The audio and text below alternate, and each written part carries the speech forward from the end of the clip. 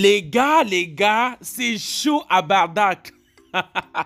Vous vous rappelez sûrement la dernière fois, Madame Onguène voulait absolument que son fils Bill reste à la tête de l'entreprise et Monsieur Barga ne voulait pas que son fils Bill reste à la tête de l'entreprise. C'est donc comme ça que le jour du vote arrive. Donc, tous les associés sont là, les employés également, tout le monde a voté. Tous les employés ont voté. Mais malheureusement, il n'y avait pas une majorité absolue. Ça veut dire que tout le monde était... Enfin, il y avait une moitié qui était pour et une moitié qui était contre. Il manquait donc que les trois derniers associés, qui sont Madame Onguène, Monsieur Barga et Monsieur Kamdem. Il manquait donc leurs 3 votes. C'est donc comme ça qu'on a donc décidé que Monsieur Barga et Madame Onguène ne votent pas. Parce que Monsieur Barga était contre Bill et Madame Onguène était pour Bill, pardon. C'est donc comme ça qu'on demande à Monsieur Kamdem qu'il est pour ou contre Bill. Il dit carrément qu'il vote pour que Bill ne soit plus à la tête de l'entreprise. Et Madame Onguène qui croyait que Monsieur Kamdem allait voter pour que Bill continue à être à la tête de l'entreprise. Puisqu'elle ne comprend pas, après que les votes soient terminés, elle se dirige tout droit dans le bureau de Monsieur Kamdem. Elle dit que Monsieur Kamdem, on avait causé ensemble. On s'était entendu que que tu devais voter pour que Bill continue à être à la tête de l'entreprise. Qu'est-ce qui s'est passé? Monsieur Kamdem dit clairement à cette dernière qu'il ne mélange pas les sentiments avec le business. Que le business, c'est le business. Business is the business. On ne mélange pas les organes avec le business. Madame Onguène dit dans Monsieur Kamdem que mais pourquoi est-ce que vous les vieux pères là, vous aimez trop les petites filles comme ça? Monsieur Kamdem sort un adage comme quoi les hommes sont comme les machines, ils ont besoin tout le temps de nouveaux logiciels pour continuer à bien fonctionner. Mais vraiment ce gars il me fume en fait. Madame Onguène dit donc à Monsieur Kamdem que ne t'inquiète pas.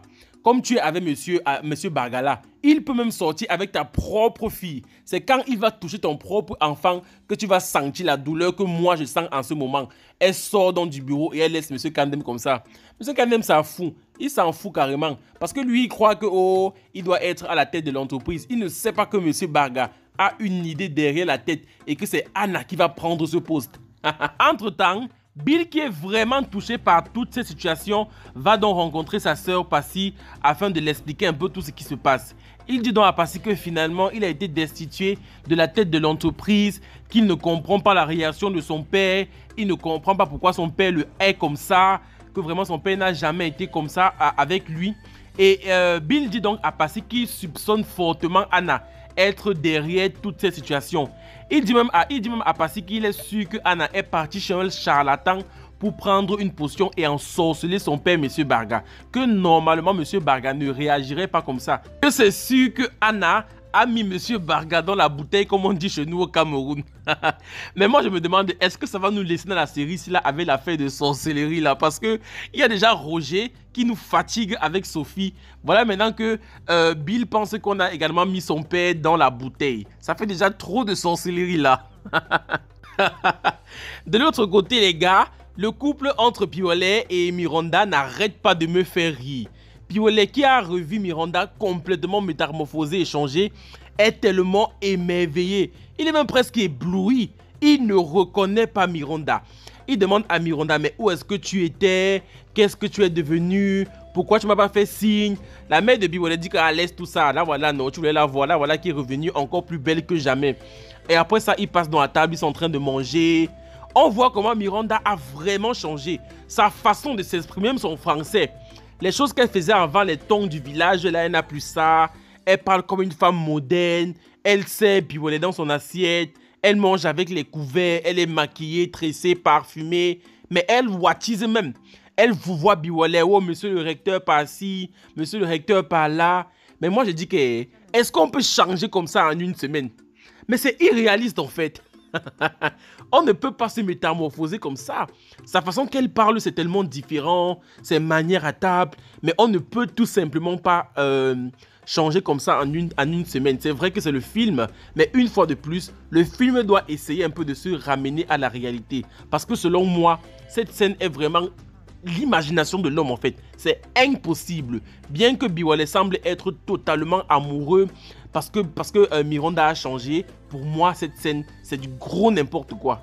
Là, par contre, les amis, il y a de l'amour dans le couple entre Austin et Kim. Parce que oui, tenez-vous bien, Kim est de nouveau enceinte, les gars. Lorsque Austin apprend ça, mais il est tellement en joie parce qu'ils ont traversé tellement de difficultés avec Paul qui voulait les séparer et tout et tout. C'est donc comme ça que lorsque Austin rentre du travail, il vient donc voir sa doudounette. Il dit que chérie, le boulot me fatigue tellement. Quand est-ce que tu pourras reprendre le travail afin qu'on fasse les choses un peu plus rapidement?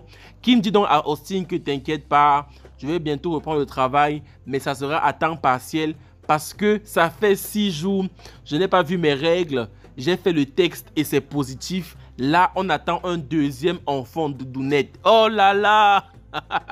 Vous allez voir comment Austin était tellement heureux. Il porte Kim, il l'embrasse, il fait des bisous. En fait, c'est l'amour parfait en fait. Moi, je suis tellement fier pour Kim. Après toutes les épreuves qu'elle traverse encore et encore, Dieu ne cesse de la bénir.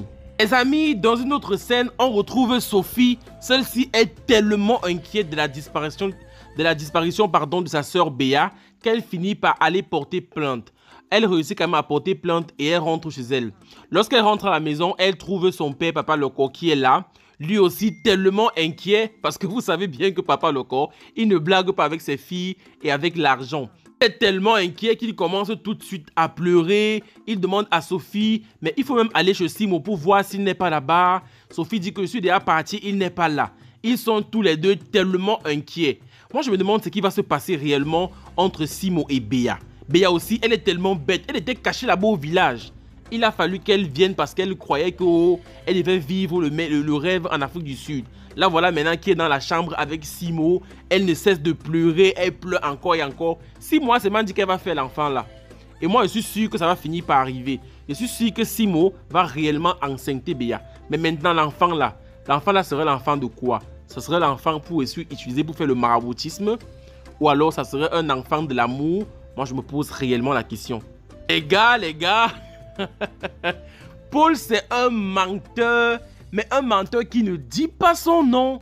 En fait, puisqu'il y a les enquêtes, puisque Austin a porté plainte, les enquêtes sont remontées jusqu'à Paul. Donc, comme ça qu'on est parti chez Paul, on l'a déféré au commissariat pour l'interroger. Arrivé au commissariat, on demande à Paul s'il a soudoyé un médecin pour qu'on change les tests d'ADN de l'enfant de Kim. Paul nie les faits. Mais il nie tellement que tu n'as même pas... Donc tu ne te doutes pas qu'il soit en train de mentir. Il nie, il dit qu'il n'a jamais fait ça. On appelle même le docteur qui avait fait les tests. Le docteur là même qui avait donné 1 million à IP Dongo. Pour que IP Dongo étouffe l'affaire. On l'a toujours arrêté. Hein. On a même retiré son pantalon. Il est qu'en caleçon. Donc on demande au docteur, mais est-ce que le monsieur t'a remis l'argent pour que tu falsifies les tests? Le médecin dit que oui, c'est bel et bien lui. Mais Paul dit qu'il ne connaît pas le médecin. Il nie. Finalement, on relâche donc Paul, on demande à Paul de rentrer et on dit au médecin qu'il sera déféré à la prison centrale parce que, il a fait la fraude en fait. Le médecin dit donc à IP Dongo, et mon agent alors on fait comment de ça? IP Dongo, il est aussi là, il nie que quel agent? Tu m'as donné l'argent un jour. Heureusement que la commissaire savait que IP Dongo, c'est un homme qui est tellement corruptible. Elle avait donc mis un téléphone sur le bureau de IP Dongo qui enregistrait toute sa conversation le jour qu'ils ont arrêté le docteur. C'est donc comme ça qu'ils réécoutent la conversation ensemble et ils voient bel et bien que le docteur avait remis de l'argent à IP Dongo pour que celui-ci étouffe l'affaire. Le commissaire demande donc à IP Dongo de remettre l'argent du médecin et d'arrêter la corruption dans son commissariat. Et le médecin est bien sûr déféré à la prison centrale où il va purger une peine après son jugement. Les amis, il faut vous rappeler sûrement de ce monsieur Ekwan là, le gigolo, l'ancien petit copain de Passy. En fait, il a également été arrêté par la police. Passy a porté plainte contre lui parce qu'il détenait l'acte de naissance de Priska qui était l'ancienne nounou de Passy. Et il voulait seulement continuer à niasse avec elle. Il ne voulait pas remettre son acte de naissance.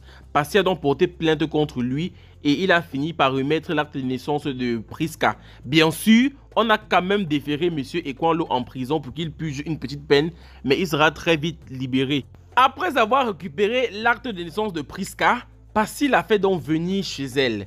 Elle remet donc l'acte de Priska entre ses propres mains. Priska commence à pleurer, elle dit merci et tout. Passy dit qu'il n'y a pas de quoi. lorsque Prisca veut partir, Passy dit donc à Prisca que mais est-ce que tu as encore de l'argent sur toi? Parce que je me rappelle, je t'avais donné un peu de sous lorsque je t'avais chassé. Prisca dit que non, je n'ai plus de l'argent sur moi. Passy va donc prendre 30 000, elle remet donc à Prisca. Prisca est tellement touchée, elle regrette, elle se met à pleurer. Elle dit que pardon madame, excusez-moi, je ne vais plus jamais refaire ça. Prenez-moi encore comme nounou chez vous. C'est parce que je voulais vite évoluer. Monsieur Ekwana m'avait trompé. Parce qu'il dit que ma chérie, tu sais quoi? Vraiment, c'est bien que tu reconnaisses tes erreurs. C'est bien que tu t'excuses. Mais je ne peux plus te prendre comme domestique chez moi. Tu m'as tellement déçu. Prends les 30 000 là et tu vas au village avec.